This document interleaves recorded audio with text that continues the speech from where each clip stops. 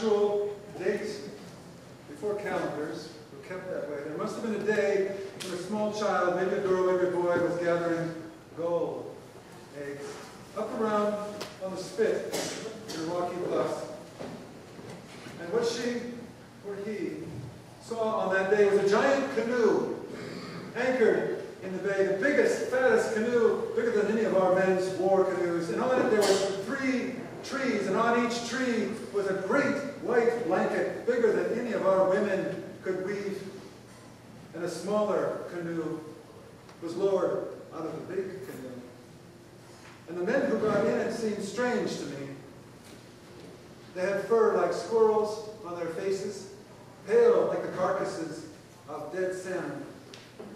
And they rowed their boat in a strange way. Instead of paddling as we know, they rowed side and long like this. They came swiftly up to the shore, and they built a fire. And they cut down trees with some kind of a stone tool on a long handle that did not break like our seashell knives. The tree fell and took it out to the large canoe. And that evening there must have been some kind of an exchange. We were afraid, and we were eager. And they pointed at us, and we pointed at them. We wanted that black stone that they could hammer in their fires and shape into any chisel that would last much longer than our tools. And they wanted what our women were wearing underneath their cedar-woven cloaks. Sea otter fur. And so the harvest began. The agreement was strong for 10 or 20 years until all the sea otter were taken, and then the sea urchins overpopulated, and then the kelp forests were decimated, and the salmon had no place to hide. 3 epidemics came through. The great trading time also traded in disease. And by the time of the 3rd epidemic, in 1862, there was a date to keep track of now. 80 to 90% of the people gone. Salmon sister, salmon brother, we all come from the same mother.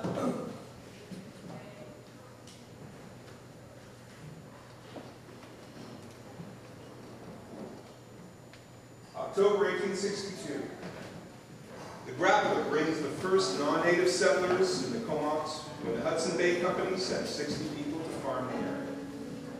Over time, the settlers clear land for farms and begin logging huge forests. Soon, Comox boasts between 30 and 40 big farmhouses built and between 150 and 200 acres of land under cultivation, with crops of wheat, oats, barley, potatoes. Every farm has a yoke of oxen, and some have cattle and chickens, and there's one horse. Most homesteads have pigs which are used to root up patches of rough, snowy land, as well as a food source. By harvest time of this year, the Comox farmers managed to grow what they needed to get through the coming winter and send a surplus to markets in Victoria and Nunavut. The first shipment of cattle arrived in Augusta Bay aboard the schooner Douglas. To unload, they are pushed overboard and herded to the shore by canoes. 1874, James Raw builds the Comox Wharf by his farm, the landing. A pier, 1,030 feet, 35 feet long, and 12 feet wide. It's built for $3,337. Back to the warehouse. Freight and passengers are now able to land directly on the wharf, which is instrumental in expanding the agricultural, tourist, and trading potential of the Comox Valley. This is a good place to come, a place where if a person applies himself, they will succeed. 1880s. Robert Dunsmuir and his son James commissioned to build a breaker at the castles in the Victoria area. Buy all the coal rights in the area in the 1880s. Gold seams open in Cumberland. People arrive from all over the world to dig in the ground and haul out the black rock. Separate communities are built according to ethnic lines. Generally, people get along, although there are pockets of resentment. By 1897, the mine is producing 700 to 1,000 tons per day, employing 600 men, supporting a town of 3,000. Over the years, almost 300 people die in accidents. The mines continue until 1966. 1910, the Comox Logging and Railroad Company is founded. for a time, it was the largest logging company in the British Empire. Comox Logging owned Block 29, one of the world's best stands of Douglas fir timber, stretching from South of Portland to the north of the Campbell River. This is the era of high-lead logging, high-beam in which steam-powered skidders and aerial cables yarded huge logs by lifting one end of the logs and then dragging them to a central location. Trees were felled manually using axes and saws, and railways transported logs with saws to the seashore. 1920s, Prohibition. The Lauren and Elk hotels are renovated and reopened, and the new owner of the Elk, Estuary, has an idea that begins tourism, including upgrading of the old Port Augusta. Advertising in Victoria and Vancouver is at its boast of tennis courts, golf, boating, swimming, hunting, a new dining room with electric lights, and tiny fishing. Over the years, steady growth continues in the Comox Valley. In 1942, the Canadian Forces Base Comox was opened.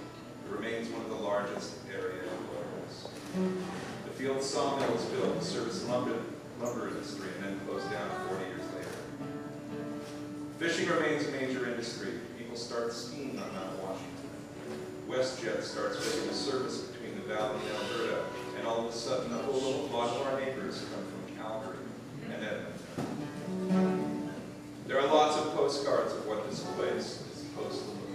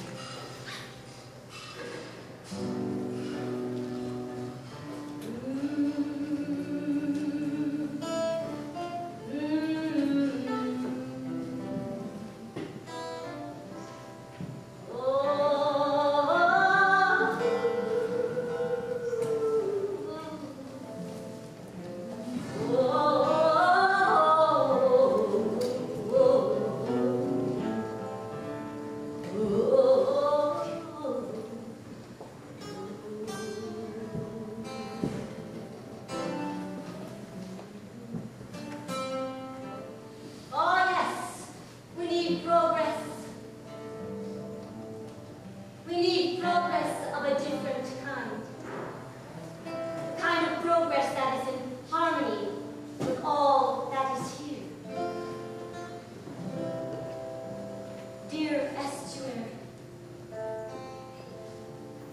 full of grace and beauty, you are blessed by the light and heat of my brother, the sun, and through this holy marriage, you have given birth to all of this.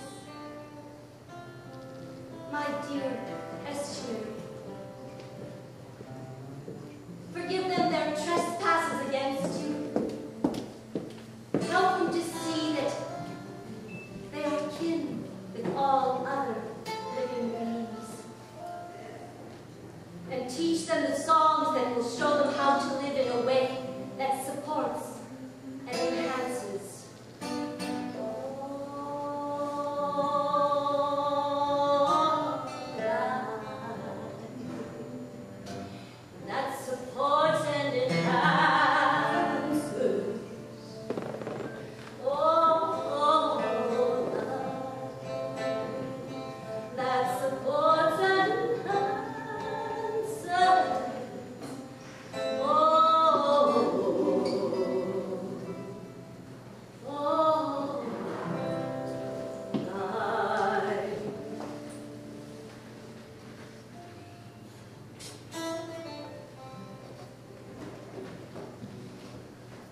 How sweet it is.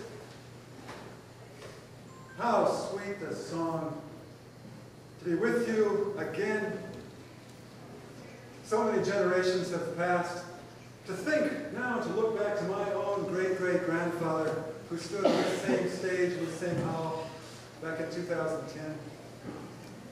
What we have seen, the benchmarks we have set and we have achieved. 90 years later, the year 2100 dawns on us, and we can look back, keeping it living. We did. in more ways than we originally thought. Was it a competition between development and wisdom? We did it.